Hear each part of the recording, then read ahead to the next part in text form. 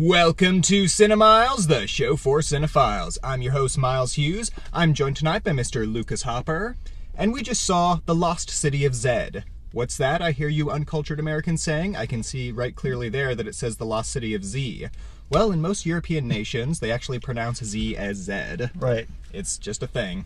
I don't know. The film stars Charlie Hunnam in the true story of the explorer Percy Fawcett, who spent years searching for a lost city in the Amazon. I thought the film was very good, very well made, beautifully shot. Absolutely. A little lengthy, especially towards the second half. There started to be a few too many extraneous scenes. Right. And it took a little while to get going in the beginning as well, but the actual exploration scenes are fascinating. This is sort of the first time that I've seen some of these actors in roles that weren't things such as, Robert Pattinson in Twilight, this guy from Sons of Anarchy, you've got the soon-to-be Spider-Man, and I think that they all did really well. I kind of wish that we had seen Tom Holland a little more. Yeah, I agree. A little earlier in the film. Yeah, Charlie Hunnam's an interesting actor. Most people know him from Sons of Anarchy.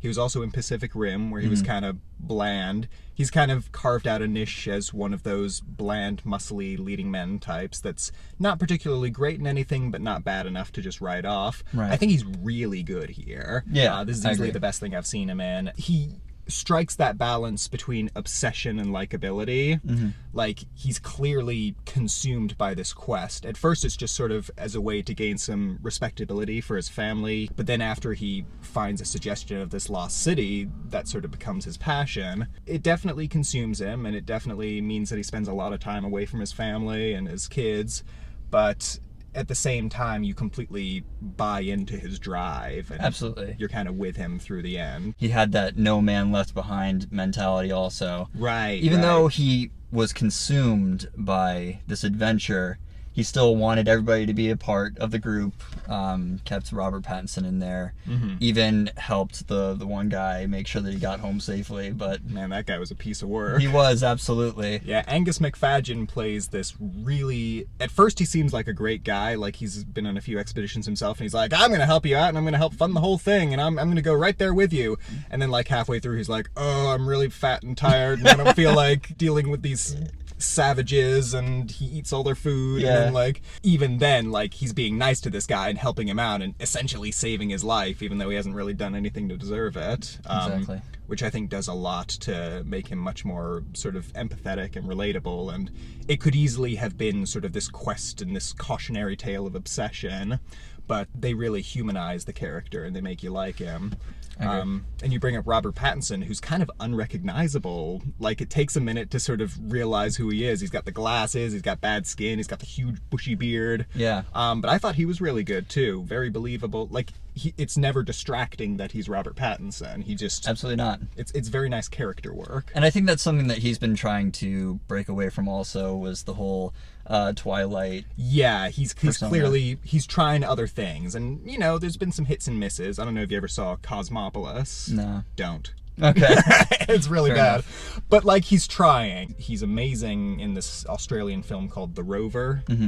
And he's been good in a few other things, so he's clearly trying to break out as more of a character actor, which I think is kind of his niche. Right. And then you mentioned Tom Holland, who plays Fawcett's grown son, who eventually ends up joining him on one of the expeditions, and he's really strong here. I agree. I also want to give a shout out to Sienna Miller, who plays his wife.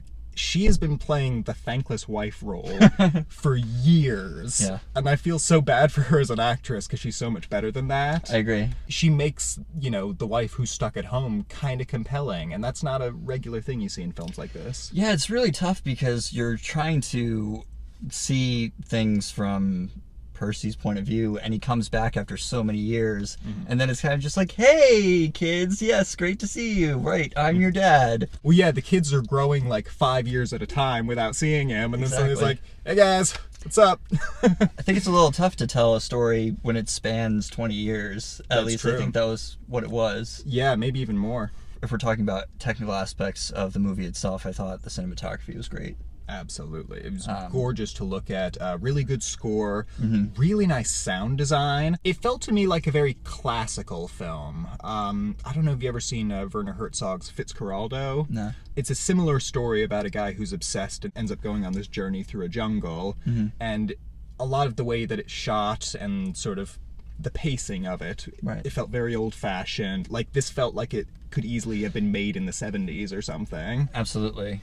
The jungle wilderness almost feels like a different planet. Like, Exactly. it's just this strange, exotic, foreign locale. I really just loved the exploration aspect of it, and it makes you wonder about where we are today in our society. You know, everyone's just kind of this. When are we gonna have another explorer?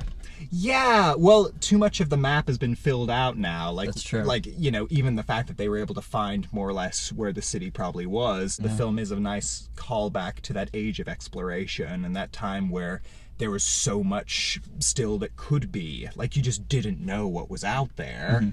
And now we kind of have a pretty good sense of where everything is and what's going on. I mean, thanks to Google Earth, we can literally pinpoint anything, and, you know, there's no mystery anymore, and the film retains that feeling really effectively, I think. Yeah, especially if you're into history and like learning about exploration and things of that nature. I love dramatic performances, and I think that there was some quality performances by some of the actors in this film, so I would recommend it, absolutely. Yeah.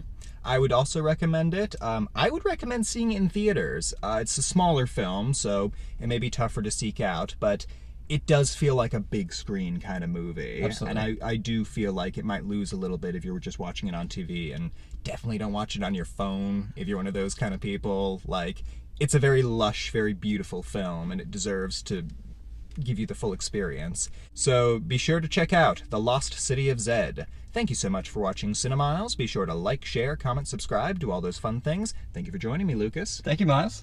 And we will catch you on the flip side. Have a good night.